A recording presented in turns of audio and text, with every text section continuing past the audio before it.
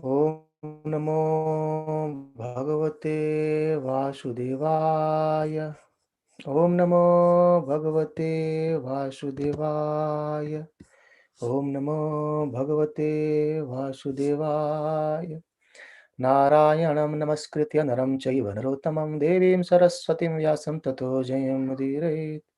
नष्टप्रायेषु अभद्रेषु नित्यं भागवत सेवया भगवते युतम श्लोके भक्तिर्भवति नैष्टिकी कृष्णाय वासुदेवाय देवकी नंदनाय च नन्दगोपकुमाराय गोविन्दाय नमो नमः नमः पङ्कजनाभाय नमः पङ्कजमालिने नमः पङ्कजनेत्राय नमस्ते पङ्कजाङ्ग्रहे ॐ ज्ञानतिमिरान्धस्य ज्ञानाञ्जनशलाकया चक्षुरुन्मिलितं येन तस्मै श्रीगुरुवे नमः श्रीचैतन्यमनोभीष्टं स्थापितं येन भूतले स्वयं रूप कदा मह्यं ददाति स्वपदान्तिकम् नमो विष्णुपादाय कृष्णपृष्ठाय भूतले श्रीमते भक्तिवेदान्तस्वामिनीति नामिने नमस्ते सरस्वती देवे गौरवाणी प्रचारिणे निर्विशेष शून्यवादी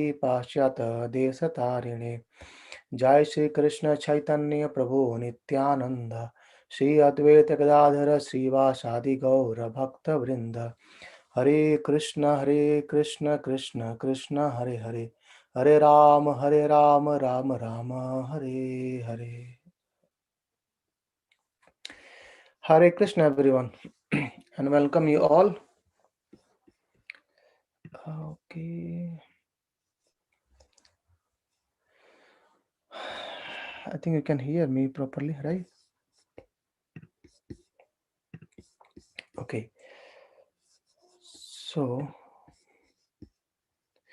today we will be discussing kind of nearly last uh, episode of Canto 8.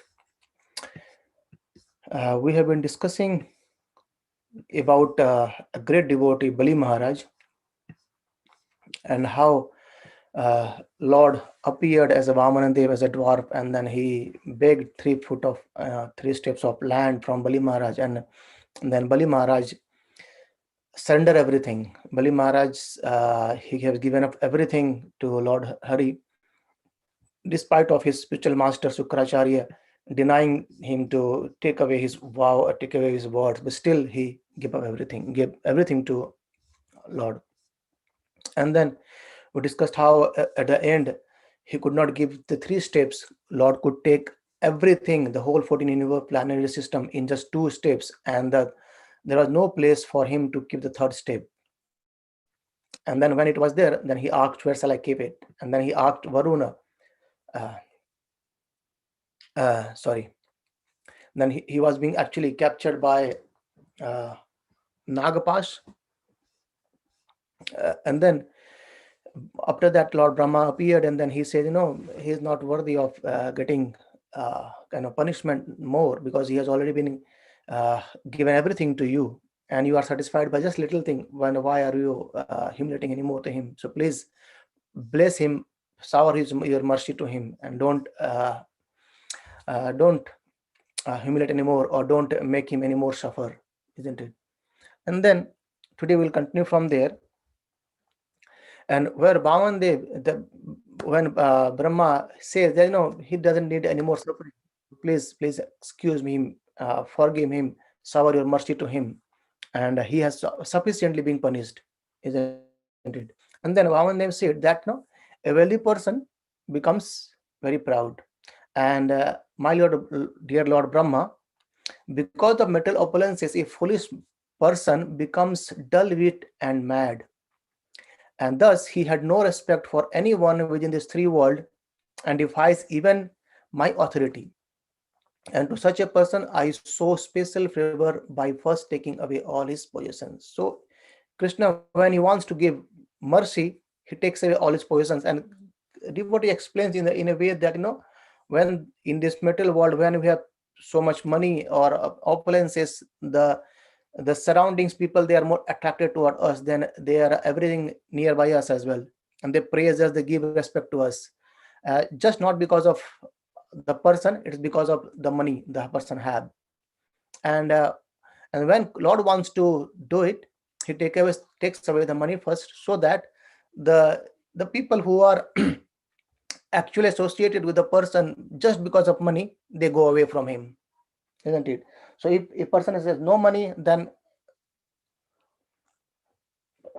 sorry, then he is not being more praised, and hence after that Krishna showers his blessings. So we'll see how Krishna is going to shower his blessings now. And then Lord Vamanadev, he continued explaining more on this point. He says, if a human being is born in an aristocratic family or a higher status of life, and if he performs wonderful activities, if he is youthful, and if he has personal beauty, a good education, and good wealth, and if he is nonetheless not proud of his opulences, it is to be understood that he is specially favored by Supreme Personality of Godhead. So anyone having, janma karma vayo rupa. So if anyone having so much opulences, high status, prestigious job, and everyone is offering respect to him. However, if the person doesn't get proud within him, then that person is actually being favored by Supreme Lord. In this context, I remember a story, and my Guru Maharaj used to say it. He used to give an example of a very kind of, a person very, very well respected in his society, and he is a Punjabi. And in India, in all the gurdwaras, we have a custom of keeping the shoes. So whenever anyone comes to visit Gurdwara, so you have need to place your shoes. And so the persons standing there who are doing service, they take your shoes and they put on the rack, and when you come back, they give it back. So that person, though he has so much opulences, he was well respected in the society, and he was well known in his money as well, well powerful as well. But the person used to go to Gurdwara and do this service. If he could want, he can actually send so many servants to do this service. However, he himself goes there. I'll try to find the video if I can find. It's in a very long. I have heard it long back, maybe 3-4 years back. And the person, he used to take the shoes of common persons, and then not only that, he used to polish them. And when the persons, they come back after visiting the temple, they could get their shoes well polished and cleaned. So this the thing is that, there's a special mercy given to this personality by Lord himself, and they can do this kind of service, so that proud doesn't come in them, right? So that's how Krishna is explaining here, Vamandev, that if a person having so much opulences but he's not proud of, then is a special favor by Lord Hari. And even we can take it in our own life, as if we have this good education, good wealth, and good status in society, we can understand that this actually mercy of Lord Hari as well, and then we can be more grateful towards Krishna, understanding that yes, whatever I have actually is a mercy by him, right? So my Guru Maharaj said that the person, after finishing his everything, there are two guards. They used to come with a coat, and he could wear the coat. But when he entered the temple, he was so humble, and he was actually serving the shoes of all the devotees over there, right? So he is doing the service by himself, and by his, actually it's cleanses our heart when we do service to Lord. And then he explains that this is the way Lord makes his devotee pridelessness. So there is no more pride in them, right? They always whatever they have, whatever they hate, they glorify, and they gave is saying that no, whatever I have, it's just because of Lord Krishna's blessing only. And then he says, only by my mercy or the mercy of Lord, one can become pridelessness or become prideless, right? And then he says that the opulences never disturbs pure devotee. So that's again the same example we can take. The person has so many opulences, but as he was pure, he will not disturb. He was okay to polish the shoes of the people who are visiting the temple, and he's okay to take away the shoes of anyone and keeping in the rack, and when they will come, they give it back. And that in here it says, although aristocratic birth and other such opulences are impediment to the advancement in devotional service because they are cause of false prestige and pride, these opulences never disturbed a pure devotee of the Supreme Personality of Godhead. And from this story, from this pastime, we could see very clearly that Bali Maharaj, though he had everything, but he was not disturbed at all. But when he wanted to give everything to Krishna, there was no disturbance at all in his thought, and there was no second thought in his mind that, okay, shall I give or not? Even though is being, insisted by his spiritual master that, no, take away your words. This person is going to do something bad for we all demons, his supreme lord. But still, Bali Maharaj was completely fixed on his words and what he wanted to do. And then by saying this, by glorifying Vamandev to the devotees, he glorifies Bali Maharaj as well. Lord says, Bali Maharaj has become the most famous among the demons and non-believers. For in spite of being bereft of all material opulences, he is fixed in his devotional service. So Bali Maharaj is completely fixed himself in devotional service of Lord. And Bali Maharaj remained extremely tolerant. So even we heard that Prahlad Maharaj came and he said, Lord, you have done the right thing. Even his wife saying that, my husband is thinking everything is of him, but actually everything belongs to you, Lord. And then also Bali Maharaj remained completely tolerant, and he was being bound by the Vana, Nagapasha. Then also he was still there and just focusing his mind on Lord Hari's.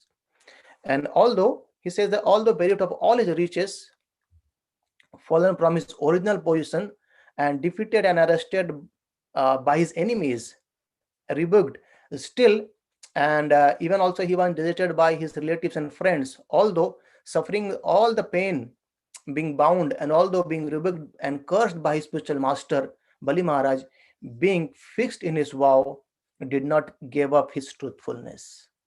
So remember, earlier Bali Maharaj said the same thing to Sukracharya, that truthfulness is the very, very most important thing, and how can I give it up? Right? And then that's this being glorified, this truthfulness of Bali Maharaj being glorified by Vamanadev. And he says, it was certainly with pretension that I spoke about religious principles, but he did not give up religious principle, for he is true to his word. He was completely true in his word. He wanted to give me 3 steps of land. He has given me everything. And then Vamanadev was very much pleased with these activities of Bali Maharaj. And the Lord said that, because you showed a great tolerance, I have given him a place not obtainable even by the devatas, even by the demigods. And he will become the king of this heavenly planet in the next Manvantar. So this current Manvantar is going on. And in next Manvantar, this Bali Maharaj is going to become king.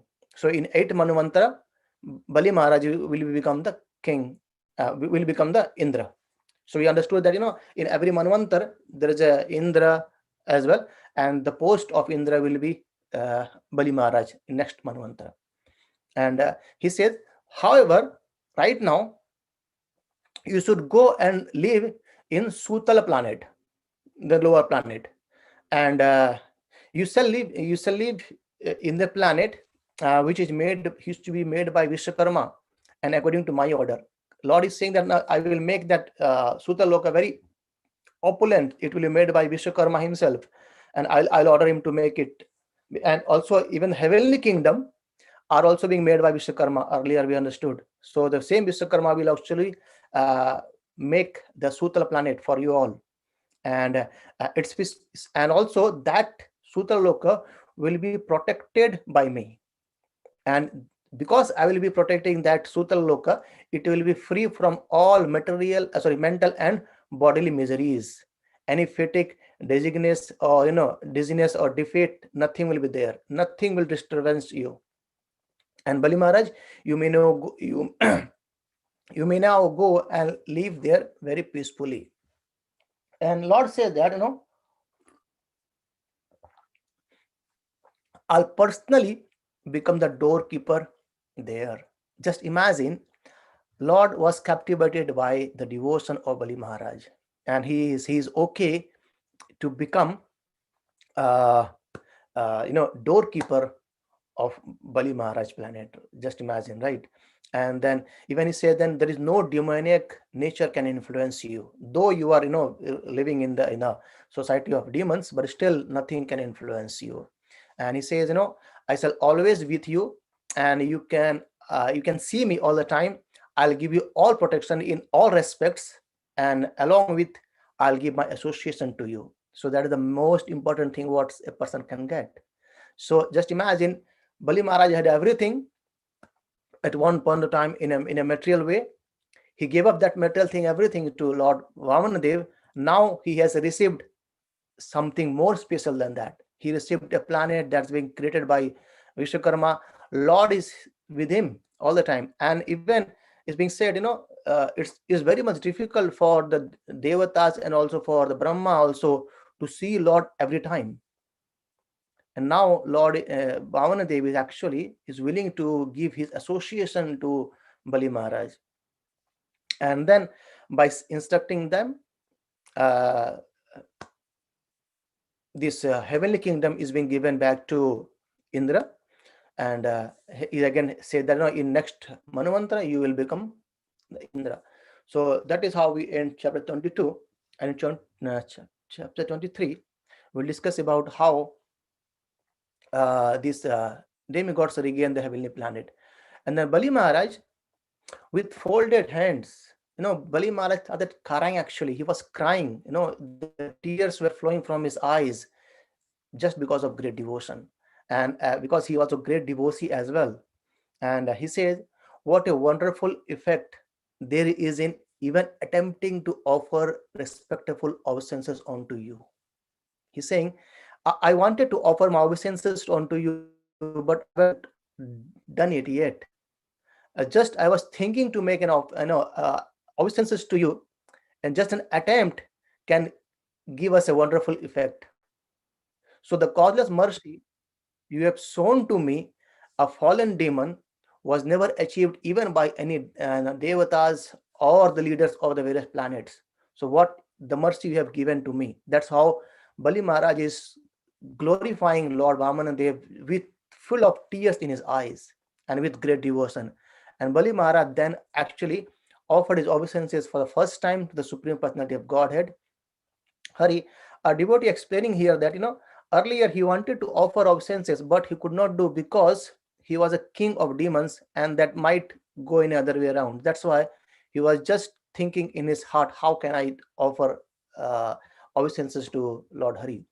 And now he offered his obeisances to Lord Hari, and then also offered obeisances to Lord Brahma, to Lord Shiva, and others were there. And he was also being released by the Nagapasha, or the ropes of Varuna, and then he entered Sutalaloka. So heaven is being given back to Indra, and then as the desire of Mother Aditi, the wife of Kashyapa, or the mother of all the devatas, and then the desire of Aditi was being fulfilled by Lord. And then Prahlad Maharaj comes there. Prahlad Maharaj, anyway, he was there, and he glorifies. He says, O Supreme Lord, you are universally worshipped.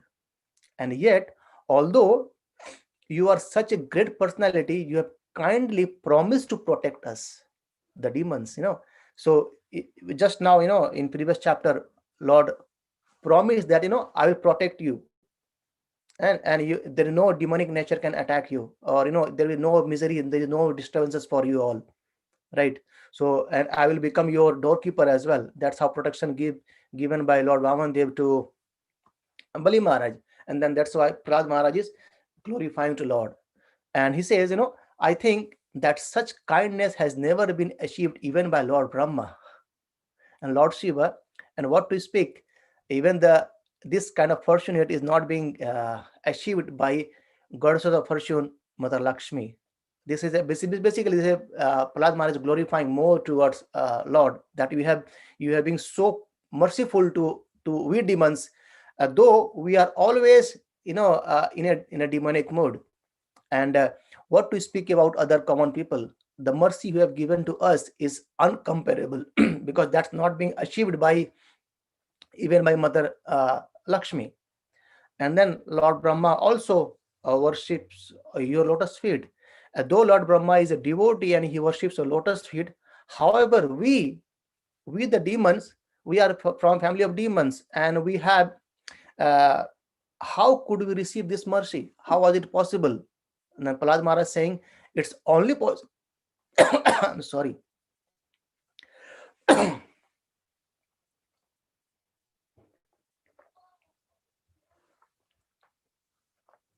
Sorry. So Prahlad Maharaj is saying that it has only been possible because of your mercy, and your mercy is causeless, and you have showered your mercy to us. That is how it has been possible. Otherwise, we demons could not get this kind of mercy. And then, however, after glorification of Vamanadev, Lord Vamanadev advised, to Prahlad Maharaj as well, please accompany Bali Maharaj and enjoy the happiness with your family and relatives on the Sutala Loka.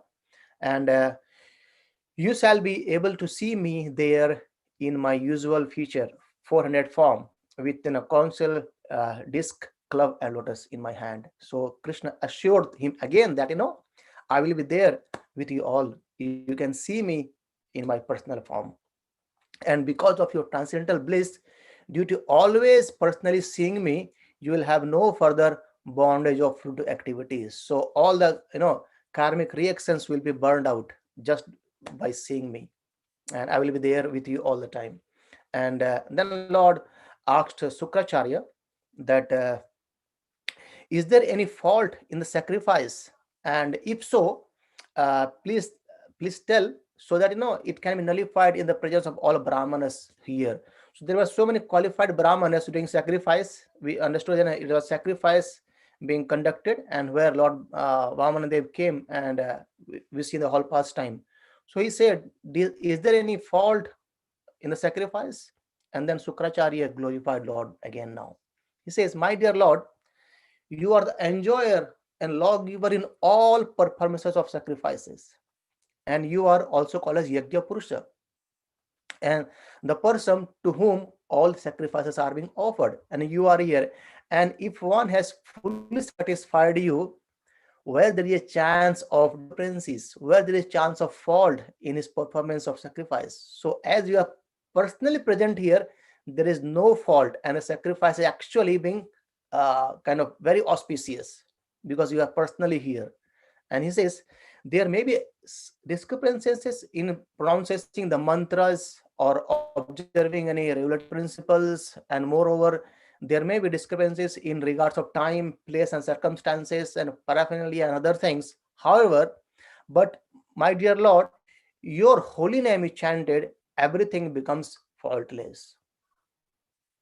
So just imagine the importance of holy name again is being glorified, that by chanting the holy name, everything becomes auspicious. So that's again, it gives us a very good opportunity for every one of us to chant the holy name of Lord. And in this Kali Yuga, Hare Nama, Hare Nama, Hare Nama, Eva Kevalam.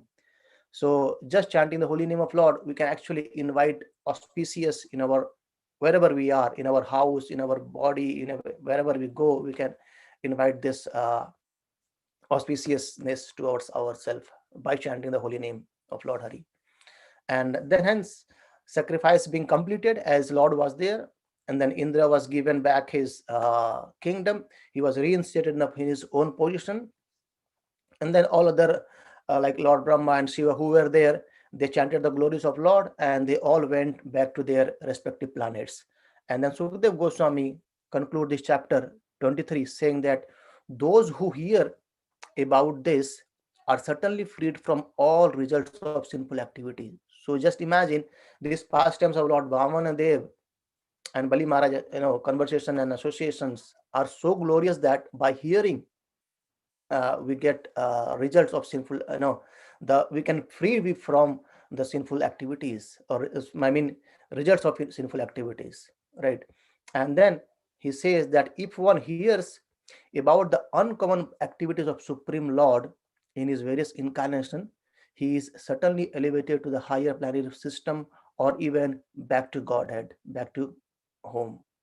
So that is how, when we hear more about the different pastimes of Lord Hari, Lord Krishna, maybe we can say Matsya avatar or Kurma avatar, or Vamana avatar, Narsingh avatar, then our the heart becomes purified gradually by hearing more and more and more. We are become eligible to go back to Godhead. It's being explained earlier as well that our heart is full of kind of all these uh, useless desires, and kind of it's given example like, if you have a glass of water and a muddy water, and how that can be clean without throwing the water. It's basically, when you start pouring a fresh water from a tap in that glass, gradually you will see that all the mud goes out.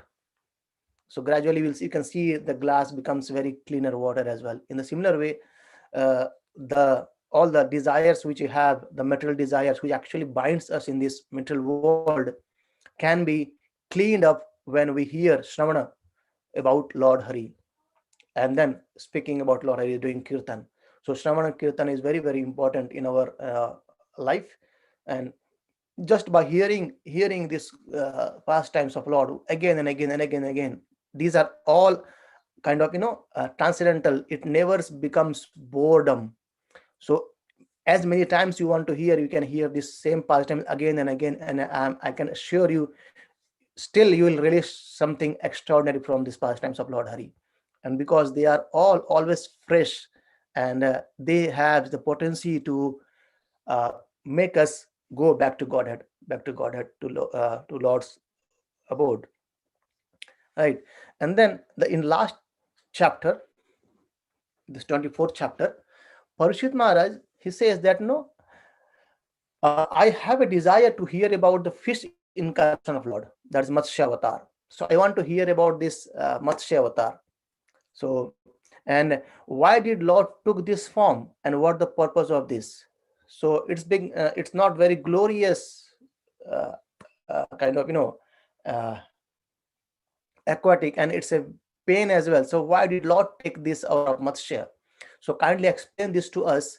And he said that the hearing about the pastimes of Lord is always auspicious for everyone.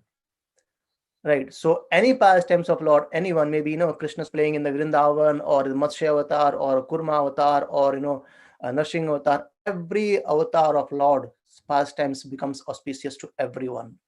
So it's always good to hear continuously about the lost pastimes.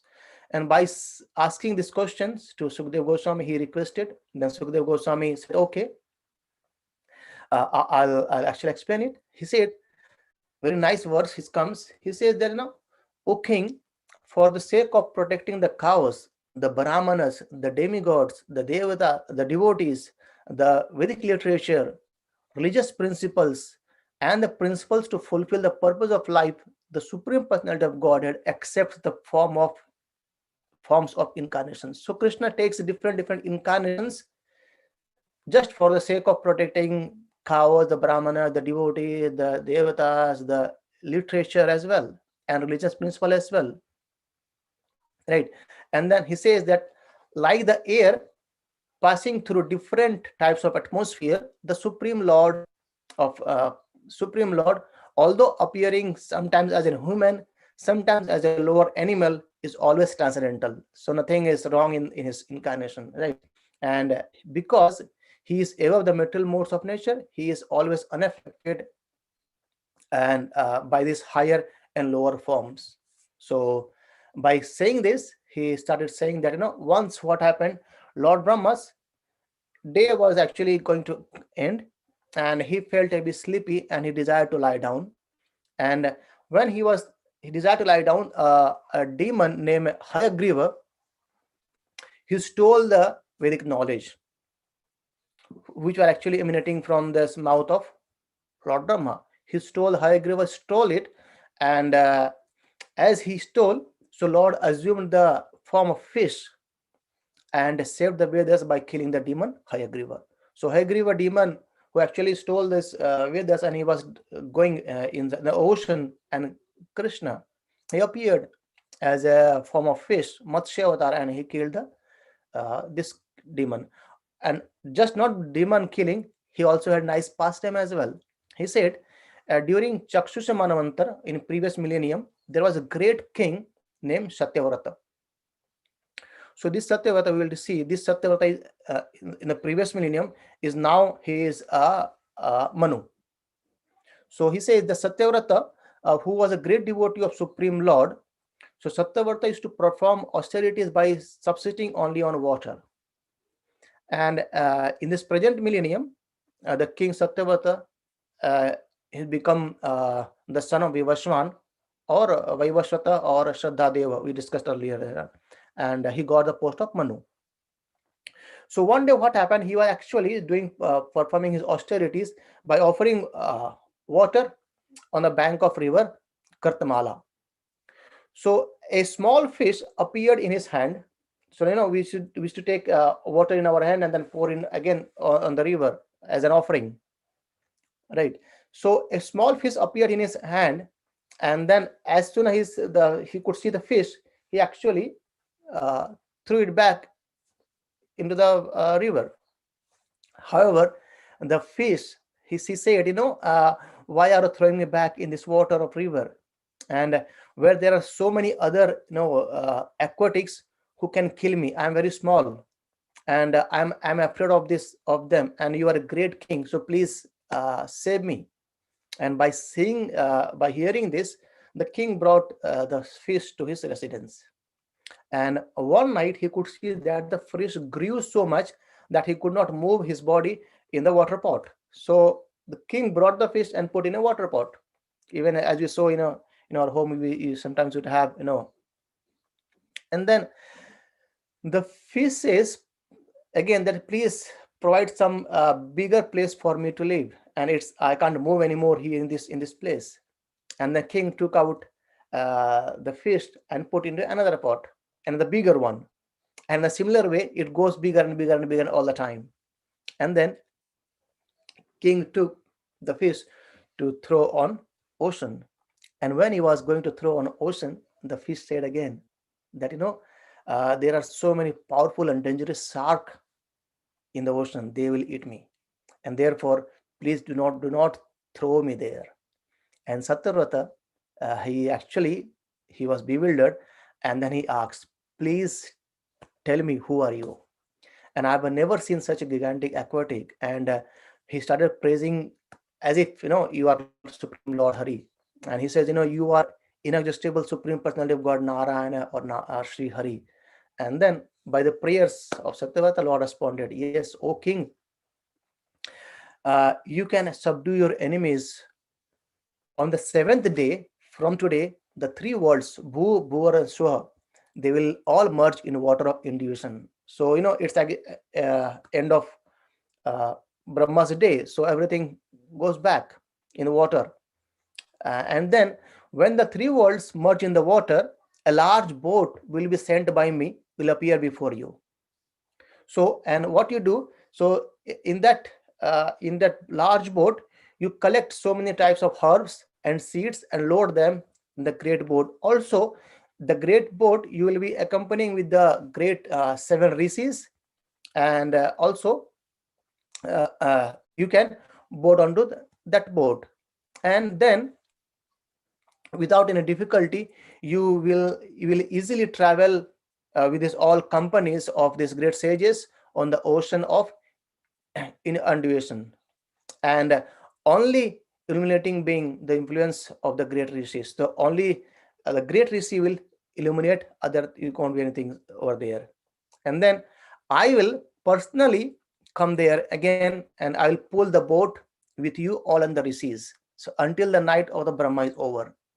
So Krishna wanted to say something to his great devotee, so he came in this in the form. And then you will thoroughly advised and favored by me, so do not worry for that. And by saying this, just by giving instruction that okay, after 7 days the whole cosmos will go back into ocean, and a boat will come, so we make sure you go on that. And then Lord disappeared. He just disappeared. And then Satyavrata, actually, he began meditating on Lord's form, what he has seen as a fish. And after some time, in 7 days, he could see a boat coming. And he got boarded on the boat. And there were other rishis as well. And the sages advised him to again meditate on Lord Keshava. So, as per the as advised by the sages, he meditated on Lord Hari again, and they could see a great or huge golden fish appeared in the ocean, and that it's been described in Bhagavatam that fish was 8 million miles long. Yeah, 8 million miles long. That gigantic fish appeared, and then they glorified. By seeing that, they glorify, my Lord, you are the supreme well-wisher, friends of everyone, the dearmost friend, the controller, the super soul, the supreme instructor, and the giver of supreme knowledge, and all the fulfillment of all desires. Everything comes from you. But although you are within the heart, the foolish, because of lusty desire in the heart, cannot understand you. So, because of our lusty desires to enjoy this material world by our own self, we we sometimes miss to understand who Krishna is. Remember Narada Muni saying about the Agyata friend, unknown friend, who is actually residing within us, Lord Supreme, Lord Hari, right? And then the sages and Satyavrata, they all actually glorified the Lord.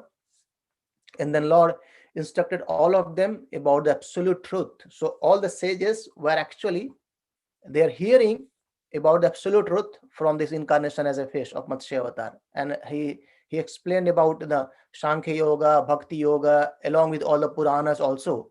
And then uh, while sitting on the boat, the king Satyavrata, with all the greatly saints, they listened the instructions by the Supreme Lord uh, in regards of self-realization. And then Lord, he was actually pulling the boat as well. And the Supreme Personality of Godhead, he killed the demon named Hayagriva and delivered all the Vedic literature to the Lord Brahma when Lord Brahma wakened from his sleeping. So when the day came, as promised to Satyavrata, Lord was pulling this whole boat. And when day came, he again given back all the Vedas to Lord Brahma. And then King Satyavrata was also being illuminated by all this Vedic knowledge by the mercy of Lord Vishnu. And in this period, which is now taken, he has taken birth as a uh, son of sun god Vaivashwan as Vaivashwatsa Manu. And anyone who hears these pastimes is being delivered from the reactions of sinful life as well. And Sukadeva Goswami concludes saying in this chapter that one who narrates these descriptions of Matsya incarnation and King Satyavrata will certainly have all his ambitions fulfilled, and he will undoubtedly return home back to Godhead. So that's again a falashruti of hearing this transcendental discussion that of Matsya Avatar, that some we the personalized persons becomes eligible to go to back to Godhead, right? And at the end, he says very nice verse: I offer my respectful obeisances unto the Supreme Personality of Godhead, who pretended to be a gigantic fish, who restored the Vedic literature to Lord Brahma, and when Lord Brahma awakened from sleep, and who explained the essence of all Vedic literature to King Satyavrata and the great saintly persons. So it's again, we can actually, these are the prayers actually we can chant whenever we want to pray, offer obeisances to Lord Hari, that how glorious you are. You became as a gigantic fish and deliver this knowledge of self-realization about the absolute truth to these Satyavrata king and all the seven rishis.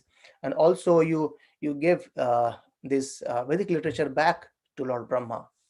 And having said that, and we actually managed to cover our Canto 8 today, and from tomorrow we'll start Canto 9. Anyone have any comment, any thought, any questions, please share with us.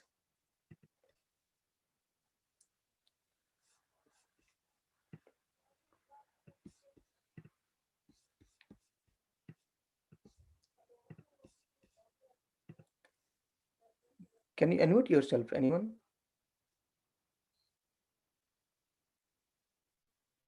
Is it? Oh, okay.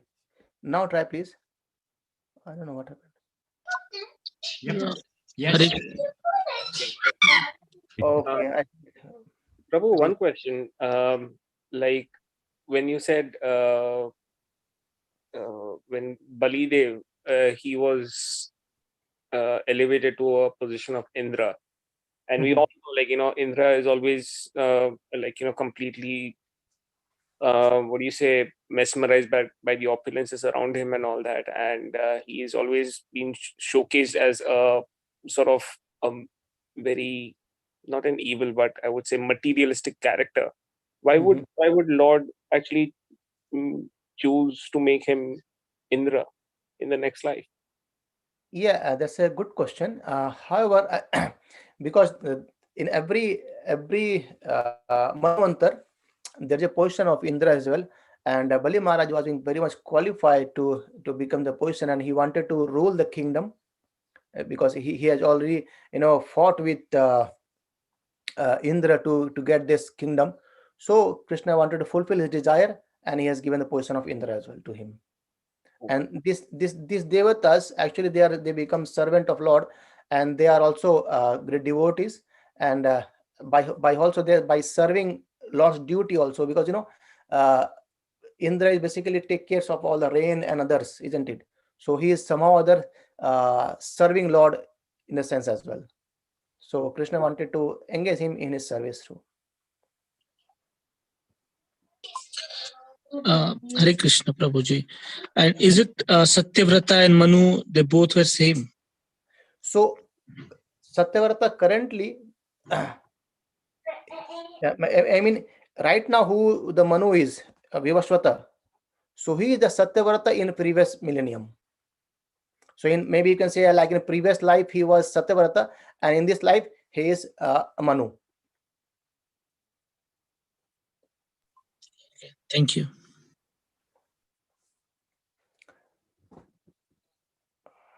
Okay. All right. Thank you everyone for joining, and we'll see you tomorrow again. We'll start Canto 9, nearing towards Canto 10, who is the Ashraya Tattva we'll discuss in Canto 10. Okay. Grantaraj Srimad Bhagavatam ki Jai. Srila Prabhupada ki Jai. Ananta Koti Vaishnava Vrinda ki Jai. Hare Krishna. Hare Krishna. Hare Krishna.